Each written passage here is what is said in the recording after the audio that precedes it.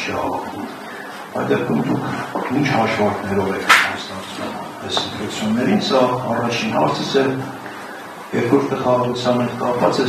նա ձեր ամբողջական խոսքը չեմ հիշում, բայց փորձեմ ձեր միտքը վերարտադրել, որ խաղաղությունը իմացողը դուք եք, խաղաղության բանաձև խոսքով խաղաղությունը դուք եք։ Այդ դեպքում, եթե ումիշտ դուք եք եղել, այդ դեպքում դուք ինչու շատ երկար ժամանակ իշխանություն չեք։ Հենց այդ պատճառով։ Հեսա կբացատրեմ։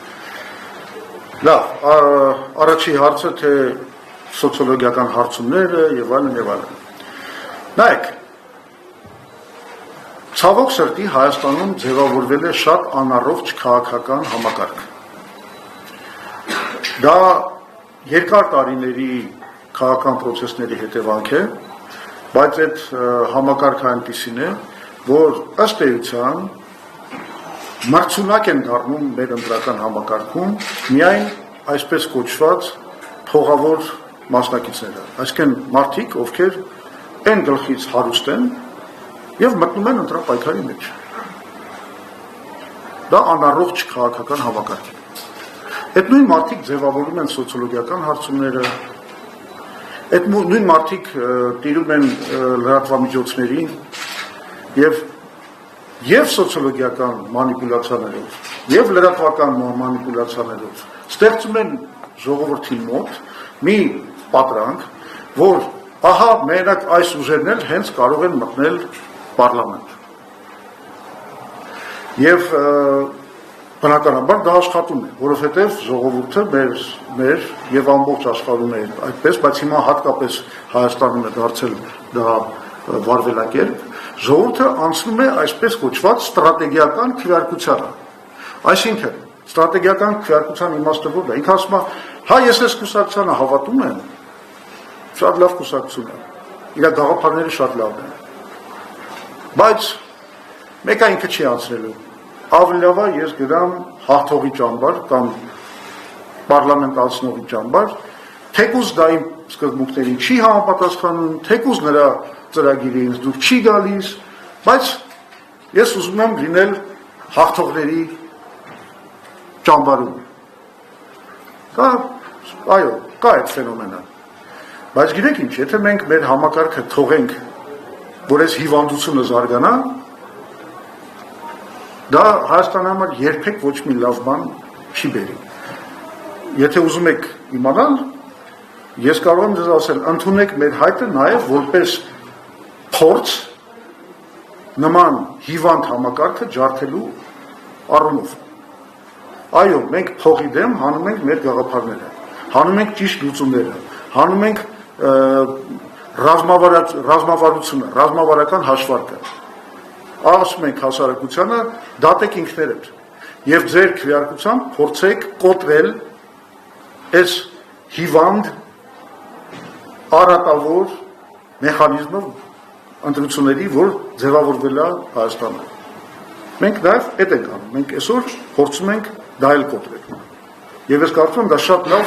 առաքելություն է։ Եթե մեզ ուզում են քննադատեն այն մարդիկ, ովքեր ասում են, այ դուք մտնելու եք դաշտ, փոշիացնելու եք ձեր ձայնը, չենք կարողանա Նիկոլ Փաշինյանին հաղթել։ Ես ձեզ վստահեցնում եմ, հիմա ում մասին են խոսում, չէ՞, խոսում են Սամվել Կարապետյանի, խոսում են Գագիկ Ծառուկյանի, Ռոբերտ Քոչարյանի այդ 3 մեծ ճամբարների մասին։ Ես ձեզ վստահեցնում եմ, այդ քաղաքական ուժերից մենք մի ձայն անգամ չենք կարողանալու տանել։ Իսկ եթե տանենք, դա լինելու են բացառություններ։ Մենք մեր ձայները տանելու ենք այն մարդկանցից, ովքեր իսկապես ցանկանում են եւ հավատում են խաղաղության օրակարգին։ Այդ խաղաղության օրակարգը խարդախությամբ, կեղծ մանիպուլյացիաներով այսօր փորձել է գրավել Նիկոլ Փաշինյանը։ Ինքը խաբում է ժողովրդին։ Ինքը ասում է, թե ինչ չընտրեք, այն էլ սահմանադրական մեծամասնությամբ։ Սեպտեմբերին լինելու է պատերազմ։ Սա ինչ է, եթե մանիպուլյացիա չի։ Ինքը խաբում է ժողովրդին, երբ ասում է, որ արդեն հաստատված է խաղաղություն, վայելեք։ Իդեպ, եթե նկատեցիք, այս երկրորդ սուտը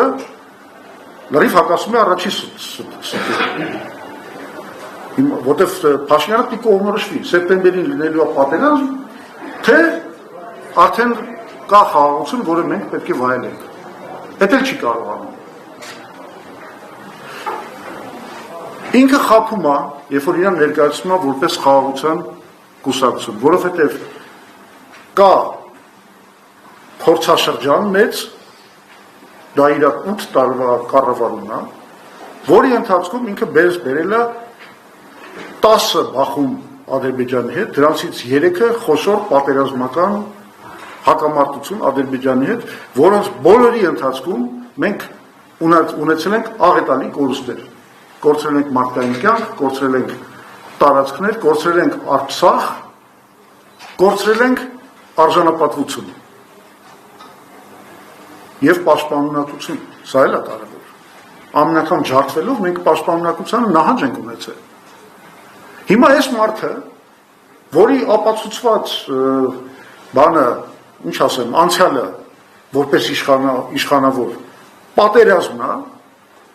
ներկայանում է հայ ժողովրդի առաջ որպես խաղաղության ռահվիրա։ Բայց այդպես ոնց կարելի է։ Մենք սա մի հատ ասում եմ մեծ խարդախություն է, մեծ խաբեություն, որը մենք պետք է բացահայտենք։ Եվ մեզնից բացի ոչ ոք դա չի կարողանալու անել։ Ես հենց դա եմ փորձում բացատրել։ Մեզնից բացի դա ոչ ոք չի կարողանալու անել։ 2019 թվի պլանը, որը ասում եմ փայլուն լուծում էր, որը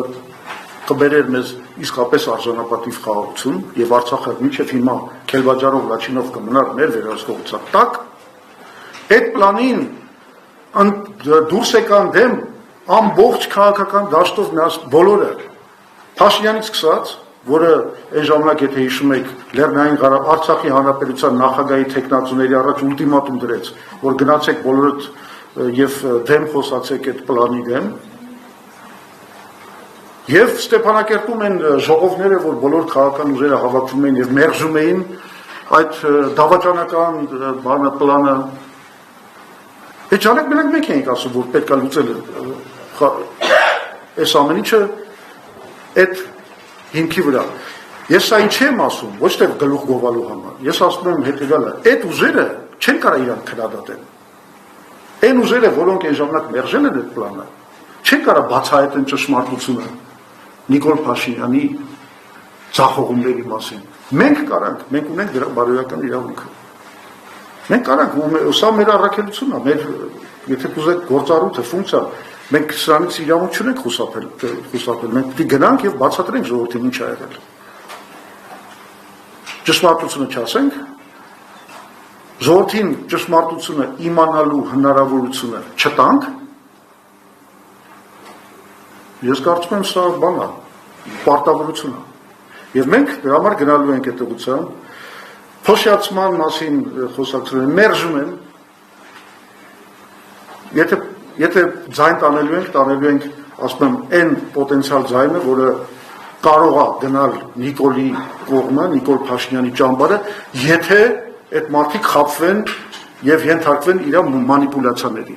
Իսկ այդ մանիպուլյացիաները բացահայտելու ունակությունը ունենք միայն մենք։ Հետևաբար, սա լուրջ գործառույթ է եւ մենք սրանով լրջորեն զբաղվելու ենք եւ ես վստահ եմ հասնելու ենք հաջողության։ Պարոն Զուրաբյան, երկրորդ հարցին մի անգամ պատասխանեցիք թե։ Ինչա՞։ Ասում եմ երկրորդ հարցին էլ պատասխան